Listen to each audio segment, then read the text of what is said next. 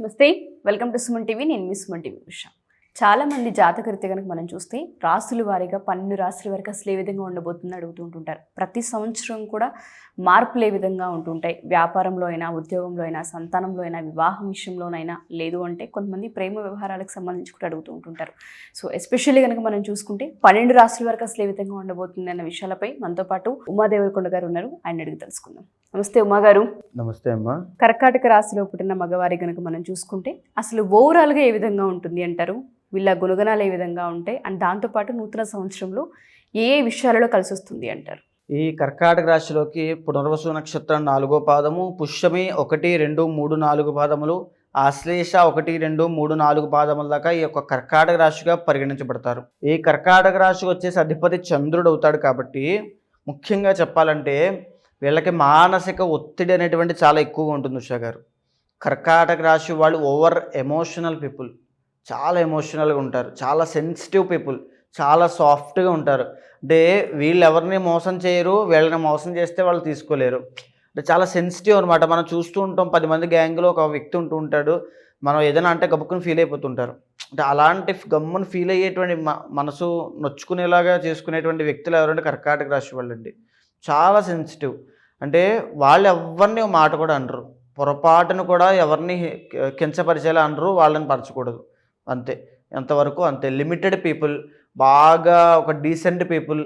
చెప్పాలంటే ఎక్కడి వరకు ఉండాలో వాళ్ళ లిమిట్స్ బాగా తెలిసిన రెస్ట్రిక్టెడ్ పీపుల్, సెల్ఫ్ రెస్ట్రిక్టెడ్ అవ్వచ్చు, వాళ్ళ లిమిటెడ్. కానీ ఫన్ ఉంటుంది, జాయ్ఫుల్గా ఉంటారు, చాలా ఎంజాయ్ చేస్తుంటారు లైఫ్ని, అన్నీ ఉంటాయి.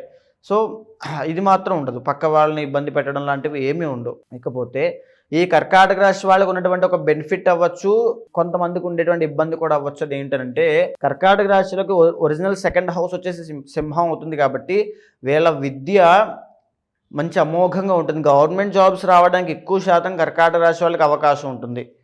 అయితే ఇంకొక విషయం ఏంటంటే ఫాదర్ రిలేటెడ్ ఇష్యూస్ ఉంటాయండి. ఒకవేళ జాతకంలో కనుక రవి బాగాలేదు అనుకోండి, ఇంటర్నల్ జాతకంలో కర్కాటక రాశి వాళ్ళకి ఫాదర్కి హెల్త్ ఇష్యూస్ రావడము, లేకపోతే ఫాదర్కి ఇబ్బంది జరగడము, ఫాదర్ ఎక్స్పైర్ అవ్వడము లాంటివి జరిగే అవకాశాలు ఉంటాయి.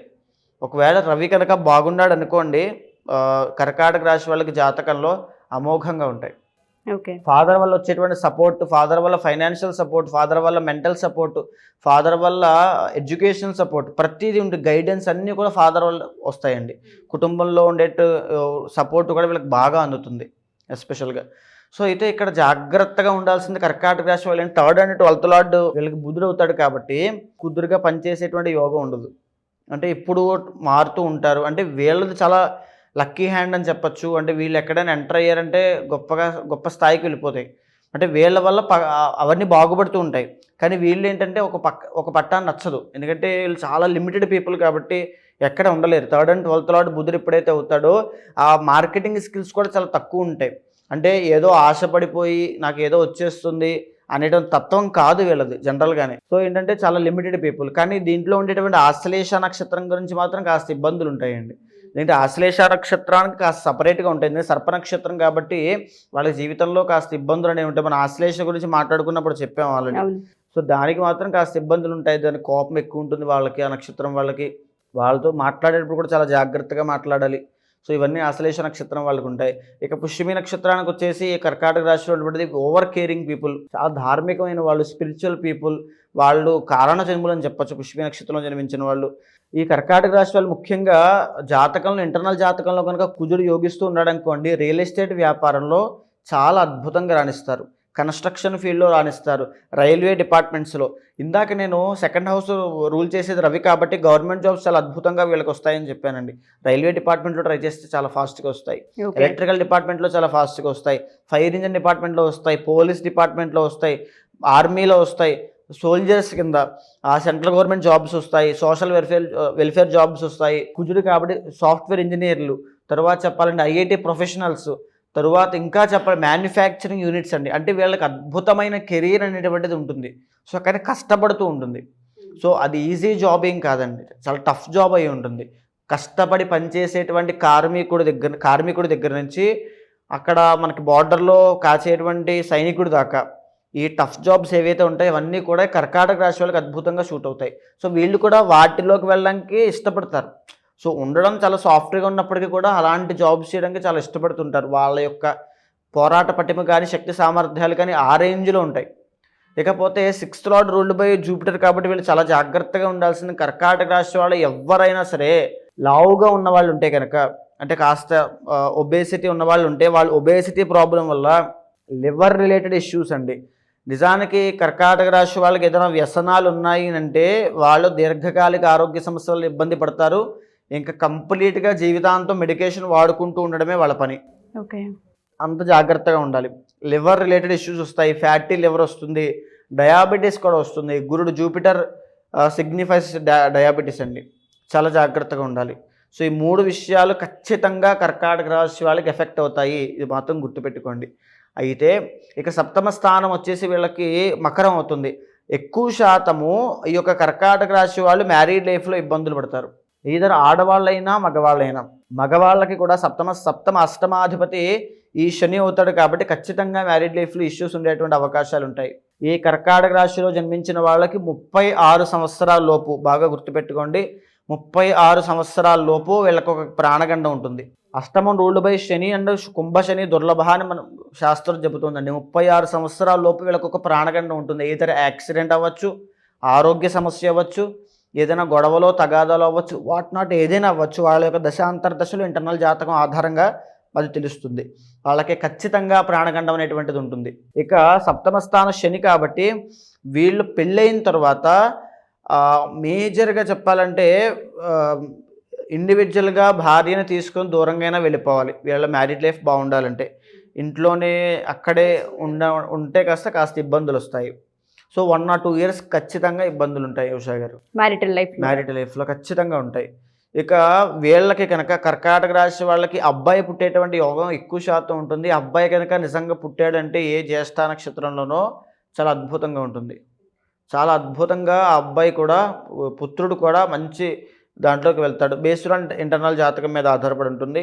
ఇక మేజర్గా చూసుకుంటే ఈ 2025వ సంవత్సరంలో ఈ కర్కాటక రాశి వాళ్ళకి ఈ యొక్క 25లో చాలా ట్రాన్సిట్లు జరగబోతున్నాయండి. అంటే మార్పులు, చలనం జరగబోతుంది గ్రహాల్లో. శని చూసుకుంటే కనుక మనకి కుంభం నుంచి మీనంలోకి మారబోతున్నాడు. వృషభంలోంచి మిథునంలోకి గురుడు మే 15వ తారీఖు తర్వాత మారబోతున్నాడు. మే 18 తర్వాత మీనంలోంచి కుంభంలోకి రాహు మారబోతున్నాడు. అదేవిధంగా కేతు కూడా ఈ కన్యలోంచి సింహంలోకి. సో ఇక్కడ చూసుకుంటే ఎప్పుడైతే గురుడు 12వ స్థానమైనటువంటి మిథునంలోకి మే 15వ తారీఖు తర్వాత వెళతాడో వీళ్ళ యొక్క ఆర్థిక పరిస్థితి సంక్షోభంలోకి వెళ్తుంది. బాగా గుర్తుపెట్టుకోండి. డబ్బు పరంగా ఇబ్బందులు అనేటువంటివి చూస్తారు. పేరు గొప్ప ఊరు దిబ్బ అంటారు కదా, అలాగా పేరు ఉంటుంది, గొప్ప స్థాయిలోనే ఉంటారు, కానీ చిల్లి గవ్వ కూడా ఉండదు. అంటే నా ఉద్దేశం ఏంటంటే ఖర్చులు అయిపోతాయి, విపరీతమైన ఖర్చులు అయిపోతాయి. ఈఎంఐస్ అవ్వచ్చు, లోన్స్ అవ్వచ్చు, ఏదో ఎవరికో మాట ఇచ్చి దానివల్ల వాళ్ళకి ఇవ్వవలసి వచ్చిన పరిస్థితి అవ్వచ్చు, విపరీతంగా వెళ్ళిపోతాయి. అదేవిధంగా కర్కాటక రాశి వాళ్ళకి ఇప్పటి వరకు అంటే మార్చి 30 వరకు కూడా అష్టమ శని అనేటువంటిది నడుస్తుంది. ఈ మార్చి 30 తర్వాత ఆ అష్టమ శని దోషం వెళ్ళిపోబోతోంది. అంటే ఈ మార్చి 30 దాకా వీళ్ళు చాలా జాగ్రత్తగా ఉండాలి. అష్టమ శని వెళుతూ ఖచ్చితంగా గాయాలు పాలు చేసే అవకాశాలు ఉంటాయి. అదేవిధంగా వాహన ప్రమాదాల విషయంలో చాలా జాగ్రత్తగా ఉండాలి. మానసిక స్థైర్యం పెంచుకోవాలి. ఎప్పుడైతే భాగ్యస్థానంలోకి శని వెళ్తాడో వీళ్ళకి ఖచ్చితంగా కర్కాటక రాశి వాళ్ళకి మార్చి 30వ తారీఖు తర్వాత ఉద్యోగం వచ్చే అవకాశాలు కనిపిస్తున్నాయి. ఖచ్చితంగా జాబ్ వస్తుంది. అదేవిధంగా వీళ్ళకి ఇప్పుడు చూసుకుంటే మే 18వ తారీఖు తర్వాత అష్టమంలోకి రాహు వెళ్ళబోతున్నాడు. అష్టమంలో రాహు వస్తున్నాడంటే అర్థం చేసుకోండి, ఏదో ఒక ఇబ్బంది తీసుకొస్తాడు. ఆశ పెరిగింది అంటే మొత్తం కిందకు వచ్చేస్తారు, డౌన్ఫాల్ పడిపోతారు. అష్టమ రాహు అంత ఇబ్బందికరంగా ఉంటుందండి. ఆశ కనుక అత్యాశపడి ఎక్కడికైనా వెళ్ళారు, ఏదైనా చేశారు, ఒక ఇన్వెస్ట్మెంట్ పెట్టారు, ఒక డబ్బులు ఎక్కడో పెట్టవలసి వచ్చింది అని అంటే నష్టపోతున్నారని అర్థం. సో ఓవరాల్గా ఈ కర్కాటక రాశి వాళ్ళకి మిశ్రమ ఫలితాలు గోచరిస్తున్నాయి ఉషా గారు. ఇంటర్నల్ జాతకం చూస్తే కానీ వీళ్ళ యొక్క హైప్ ఉంటుందా, డౌన్ఫాల్ ఉంటుందా అని కంప్లీట్గా చెప్పలేము. ఎందుకంటే ఒక పక్క ఉద్యోగం లేని వాళ్ళు ఉద్యోగం వచ్చే యోగం కనబడుతుంది, ఒక పక్క పేరు ఉంటుంది, ఉద్యోగం ఉంటుంది, కానీ డబ్బులు అందక అన్ని ఖర్చులు అయిపోయేటువంటి ఇబ్బందులు కనబడుతున్నాయి. ఒక పక్క అత్యాశకు వెళ్ళి నష్టపోయేటువంటి ఇది కనబడుతుంది, ప్రాణ నష్టం కనబడుతుంది. సో ఇన్ని రకాల సమీకరణాలు ఉన్నాయి కాబట్టి ఇంటర్నల్ జాతకం చూసిన తర్వాత ఎలాంటి పరిహారం ఆచరించాలి, ఏ దేవతను ఆరాధన చేయాలి. వీళ్ళకి కర్కాటక రాశి వాళ్ళ ఒరిజినల్ 4th హౌస్ కాబట్టి family bondings, family emotions, family attachments, 10 మంది రిలేషన్స్ వీళ్ళకి కావాలని కోరుకునేటువంటి జనరల్ పీపుల్. దీంతో పాటు వీళ్ళకి మంత్రసిద్ధి కూడా చాలా తొందరగా కలుగుతుంది. ఎందుకంటే పుష్యమి నక్షత్రం కూడా ఇందులో ఉంటుంది. ఎందుకంటే కర్కాటక రాశిలో గురుడు ఉచ్చస్థితి పడతాడు. అంటే ధార్మికంగా, ఆధ్యాత్మికంగా వీళ్ళు ఏ మంత్రము చేసినా, ఏ పూజ చేసినా, ఏ పరిహారము చేసినా తొందరగా పనిచేస్తాయి. ఓకే. కాబట్టి ఎలాంటివి ఆచరిస్తే బాగుంటుందో తెలుసుకుని, ఇంటర్నల్ జాతకం ద్వారా తెలుసుకుని అవి ఆచరిస్తే 2025 ఎక్సలెంట్గా ఉంటుంది. డెఫినెట్గా అండి. సో ఎవరైతే కర్కాటక రాశిలో పుట్టిన మగవారు ఉంటూ ఉంటారో, ప్రత్యేకించి వివాహ విషయంలోనూ అండ్ దాంతోపాటు హెల్త్కి సంబంధించి, ఆర్థిక విషయాలకి సంబంధించి కొన్ని ఇబ్బందులు కనిపిస్తూ ఉన్నాయి కాబట్టి, సో ఇది ఎంతవరకు మీ అంతర్గత జాతకానికి లింక్ అయి ఉంది, సో మీ విషయాలలో కనుక ఏ ఏ విధంగా కలిసి వచ్చే అవకాశాలు ఉన్నాయన్న వాటిపైన మీరు ఒకసారి తెలుసుకోవాలి అనుకున్నా, లేదా అప్రోచ్ అవ్వాలి అనుకున్నా, బిజినెస్కి సంబంధించి, ఆర్థిక విషయాలకు సంబంధించి, హెల్త్కి సంబంధించి, వివాహానికి సంబంధించి కూడా కలహాలు కనిపిస్తూ ఉన్నాయి కాబట్టి పరిహారాల గురించి అడగాలి అనుకున్నా కింద స్క్రోల్ అవుతున్న కాంటాక్ట్ నెంబర్ని కాంటాక్ట్ చేయొచ్చు. థ్యాంక్ యూ ఉమా గారు. Thank you so much. నమస్తే.